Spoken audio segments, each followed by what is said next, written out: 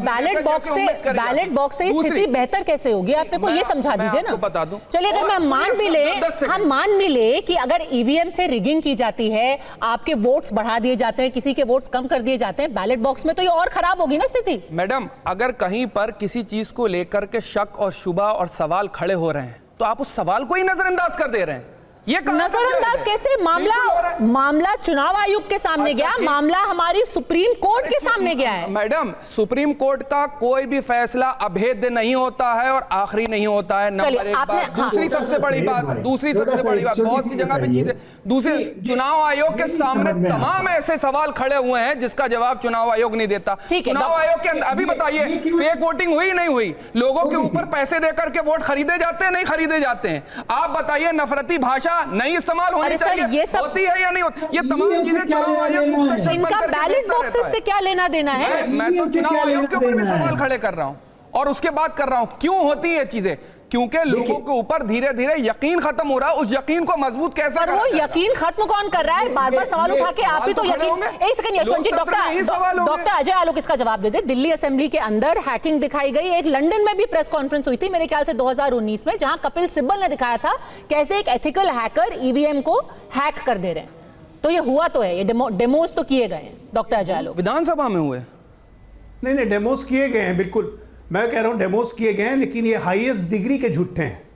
उसी के बाद इलेक्शन कमीशन ने जब खूब सारी पॉलिटिकल पार्टीज को बुलाया था कि आके हमें दिखाइए, चैलेंज किया था कि आके हमें दिखाइए हैकिंग कैसी होती है, किस ढंग से की जाती है, आइए बताइए, तो इनमें से एक रिप्रेजेंटेटिव इलेक्शन कमीशन का ऑफिस नहीं गया, जो कि पूरी लाइव वीडियो और सब जनता देख रही थी।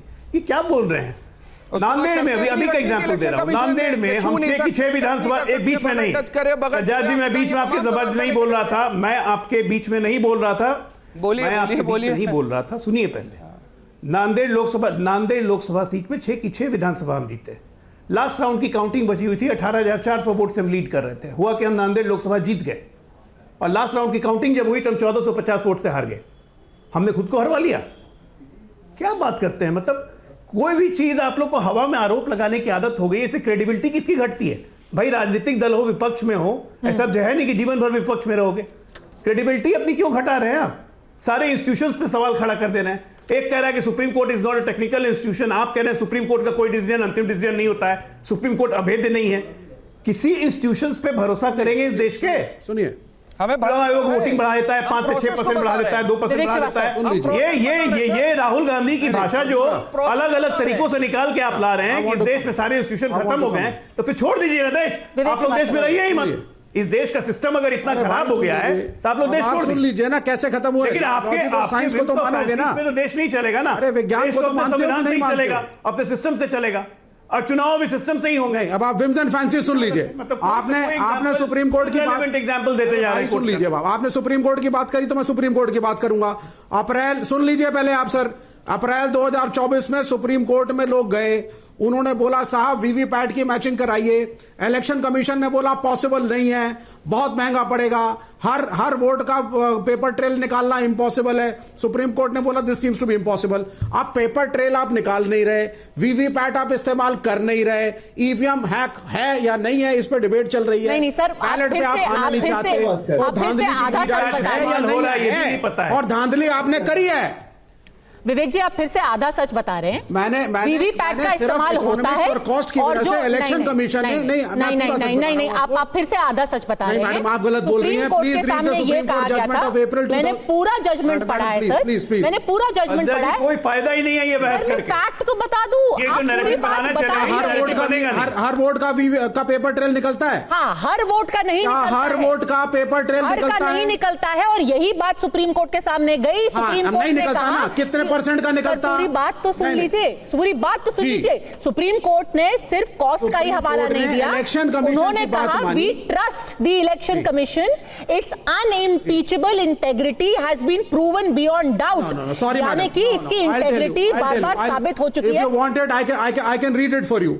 नहीं, आप you are misquoting, you are misquoting, let me correct you. Supreme court ने के पास रिट गई थी कि 100% काउंटिंग हो हर वोट की वीवीपैट के द्वारा।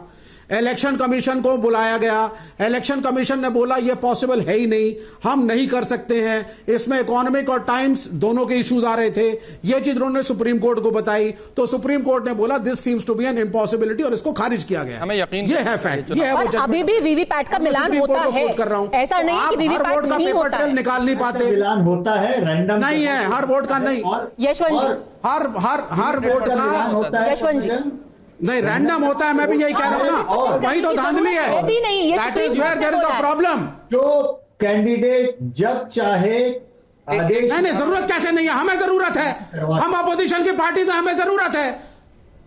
तो एक काम कीजिए ना विवेक जी, ईवीएम क्या चोरी चल रही है आपके लिए, जरूरत नहीं है, हमें जरूरत है ना। विवेक जी, अपोजिशन की पार्टी हैं, आपको सबसे पहले काम करना चाहिए, ईवीएम से जो सरकारें बनी हैं वो गलत बनी हैं, इस नाते आपको रांची, चाहे हैदराबाद, चाहे Bangalore, let's not go into that. अगर मैं आज से शुरू करके कह रहा हूं मेरे को ईवीएम पे भरोसा नहीं बोला ना, पेपर ट्रेल दो, तो क्यों नहीं दे रहे हो आप? दीजिए विवेक जी, आपको राष्ट्रपति शासन की मांग करनी चाहिए कि ये सभी सरकारें, चाहे वो तेलंगाना की हो, चाहे कर्नाटक की हो, चाहे हिमाचल की हो, चाहे अभी झारखंड में बनी हो, चाहे पश्चिम बंगाल की हो, ये सब सरकारें असंवैधानिक। बीजेपी यही ट्रिक करती है, बीजेपी यही करती है, जहां मैं उदाहरण वो लेके- कुछ राज्य जानबूझ करके मैनिपुलेट करके इवन प्लेइंग फील्ड देती है जिससे प्रश्न ना उठाए जा सके मीडिया में। अरे गजब। अभी मैं एसोसिएशन ऑफ डेमोक्रेटिक रिफॉर्म्स, एक second, association of democratic reforms,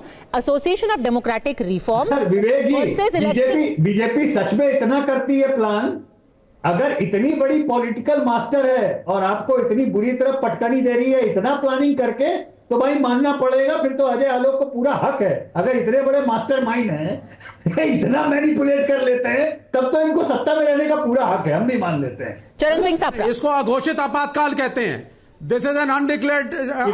Padmaja ji, ये सुनिए, एक बात सुनिए, पद्मजा जी, मैं उत्तर देना चाहूंगा। खुलेआम चल रही है, अब मैं गंभीर बात पे आ की रहा हूं। कोशिश है। मेरी बात, सर किसी भी बहस का अल्टीमेट पंचलाइन अघोषित आपातकाल नहीं हो सकता ना। जब आपके तथ्य जो है आपके पास नहीं होते हैं तो आप अघोषित आपातकाल उसको नहीं डिक्लेयर कर सकते। मैं एक मिनट पद्मजा, विवेक जी, ये जो आप लोग ने आप पेपर ट्रेल निकालिए हर वोट का, मैं तैयार बैठा हूं। विवेक जी, आप बोलिए हम खर्चा करेंगे, हर वोट का पेपर ट्रेल निकलेगा, एक तैयार है। आपको पेपर ट्रेल नहीं निकालना, आपको बैलेट नहीं जाना, ईवीएम पे आप नहीं, आप बैलेंस चाहिए जी, आप बोलिए। आप बैलेंस चाहिए, और लेफ्ट फ्रंट के जितने नेता इस समय पश्चिम बंगाल में ममता बनर्जी के लोगों के द्वारा पीटे गए हैं, जरा उनकी बातचीत सुन के आइए, और आपातकाल शब्द का इस तरह से बार बार प्रयोग मत कीजिए, और कम से कम मेरे जैसे इंसान के सामने मत कीजिए जिससे आपातकाल को भुगत होगा। और सिर्फ चरण सिंह सापरा, आपातकाल क्या होता है वो मैं जानता हूं, आप नहीं जानते।